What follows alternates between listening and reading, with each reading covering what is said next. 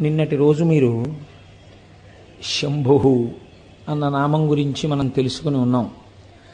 శంభు అన్న నామం గురించి చెప్తూ మనస్సు శంభావయతి, మంచి భావములను కల్పించుకొనుట కొరకు, మంచి భావములు మనస్సులో కలుగుట కొరకు శంభునామాన్ని ప్రయత్నపూర్వకంగా పట్టుకొని భగవంతుని యొక్క అనుగ్రహము చేత మనం మనుష్య జన్మని సార్థకం చేసుకోవలసినటువంటి అవసరం గురించి నిన్నటి రోజున ప్రస్తావన చేసి ఉన్నాం.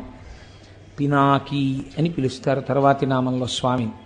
ఈ పినాకి అన్న నామం చాలా చిత్రమైంది. ఎందుచేత నేను ఈ మాట అంటున్నానంటే, మీరు రామచంద్రమూర్తి యొక్క మూర్తిని చూస్తే ఆయన చేతిలో కోదండాన్ని పట్టుకుని ఉంటారు.